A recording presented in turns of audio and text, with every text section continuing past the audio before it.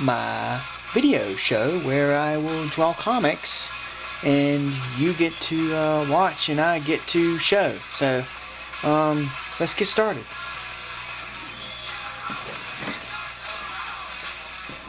Today we're inking.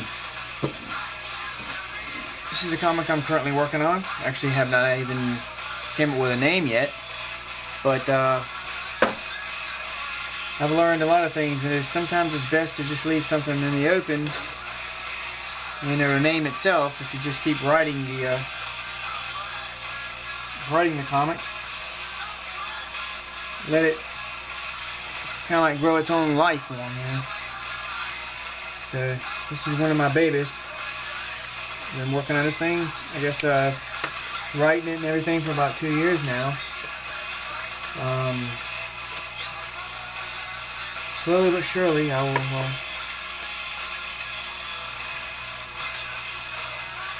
completely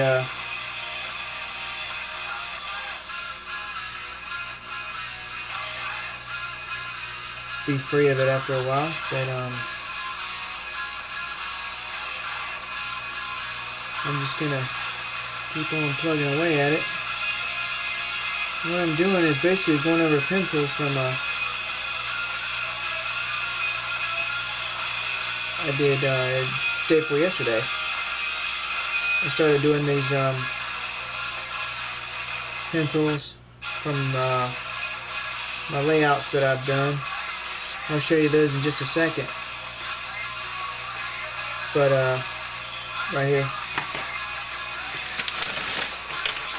these are the layouts for this particular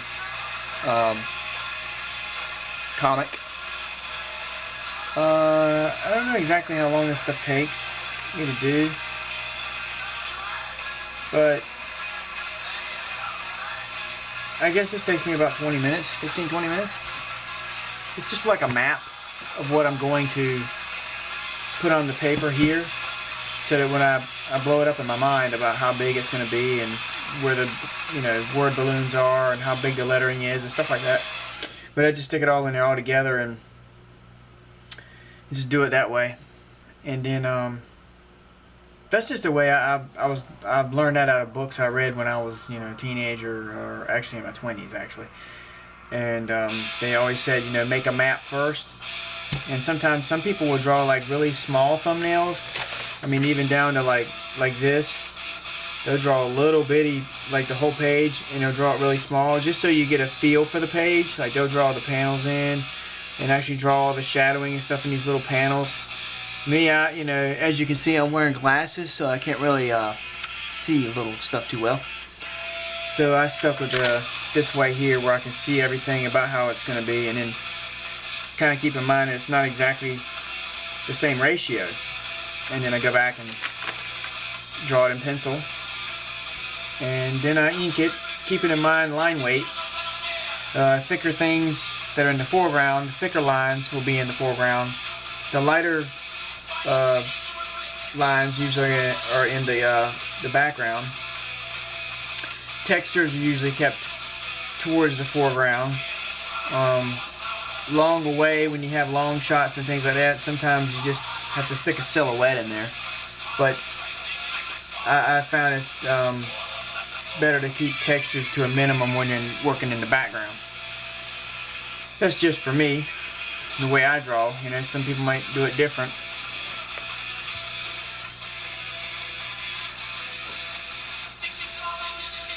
Doesn't necessarily mean they're doing it wrong, but that's just for me. It's not necessarily anything written in stone when making comics. They might start doing it that way and become the next wave of what people are looking for. But me, I just want to tell this story, and hopefully someone else. When I come up with a story, I try to think about when I was reading comics, what would I think was cool?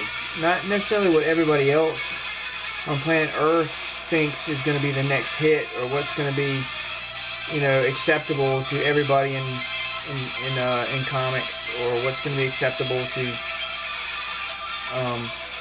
whatever fan base or whatever, you know, friends I have. I can't just write for them because it has to be pure. It has to be what I enjoy so that it comes out of my art. I have drawn things before out of just pure need to satisfy someone else. And it doesn't really necessarily mean that it happens every time, but most times I just end up miserable trying to finish it. And I'm not talking about like fan art and commissions. I'm talking about like they want me to draw this particular like for instance logos. You know, I was doing some logo work and stuff for some people, and I draw something 5 times. By the time I was done with it, I'm like, why'd you even ask me to draw it? I mean, you should have just told me what basically they would, by the end of it, they would tell me what they really wanted, when they should have just told me what they wanted to begin with, and they didn't know how. So I'm like, I draw it over and over and over and over until they finally say, oh yeah, that's what I wanted, like that. And it's like, that's what happens, you know, sometimes when you draw them for someone else, you just get miserable. I mean, no, I didn't get, you know, upset or anything, but I just felt like, dang, you know, if you knew that from the giddy up and you didn't know how to, you know, convey it to me, maybe you should, next time, kind of have a better idea what you want. Me, I usually know in my mind what I want to come on the paper, but I also had to learn that when you're drawing comics, you're not necessarily going to have on that paper exactly to a T what's in your mind. It's almost like you're just going to have something close to what's in your mind. The basic shapes, the basic you know, scene. And the important thing is to remember, for me, is that you're trying to create an atmosphere. You're trying to create a scene of what? You know, you're trying to see, in this scene, what do you want the reader to think he's in? You want him to think he's in a friggin' dumpster. You don't draw wine glasses in a cheery party. You know, you draw shadows, and you try to emphasize all the things you can about what's in a dumpster. What, you know, banana peels, Coke bottles, you know, just basic, just stuff that would be, you know, refused and thrown out. And that's basically how I come along with my backgrounds and my worlds I try to invent and come up with. And keeping in mind that is what's most important, is getting across to the person who's reading your stuff that you're in my world. This is the world I imagined. This is the world I want you to, you know, see. This is the world I want you to feel like you're in, so that whenever things do turn and do become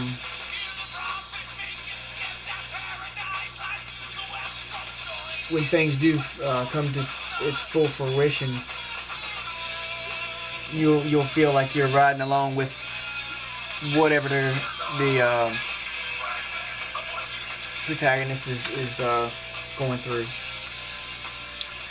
You can relate to him better when you actually feel like you're there, because I like it whenever I'm watching a movie or reading a comic or anything, and I can relate and say, you know, I know what that feels like. That's, you know, that's a bad feeling, or that's a great feeling when you overcome something, you know, or when you fail, you know, when you're beating yourself up for a failure. And, you know, the more I can bring you into that world to feel like that guy in the comic, the better I am doing my job. And I want my job, like any other job I have, I want to do it right. I want it to be enjoyable. I want you to remember what you see. because of the way you've related to it. And as you can tell, I like to run my mouth and talk a lot. And I don't know if I'll, speed lapse this later or not, but for now I'm not planning on it at the moment. So I'm just gonna keep on keeping on here. And I may have long intermissions between what I'm saying, because my mind is actually trying to go into this world of where I'm at here on this industrial area I'm drawing. This industrial area is actually where there's actually a city on another planet that our hero, so-called hero, really just a young kid, but this is where he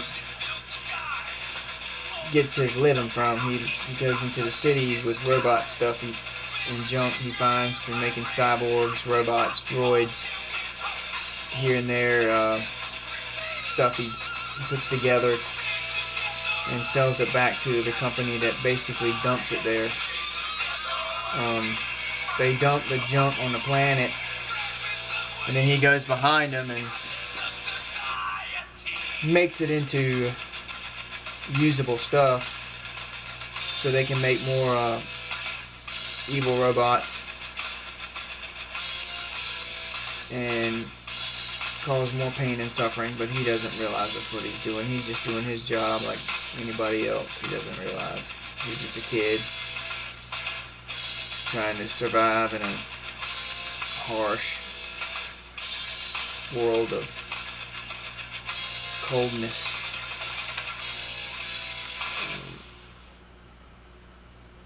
Where everybody is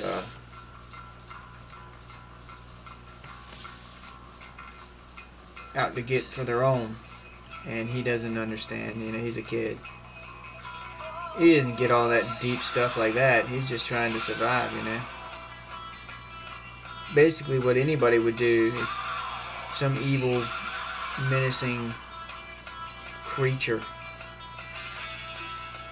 with all kinds of powers came into your world and said, hey, if you don't do these things, you will either A, starve to death, not survive, never see your family again.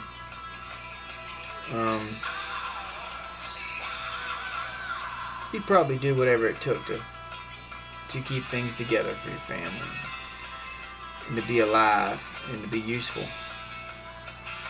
At least I hope you would. If not, then you're a loser.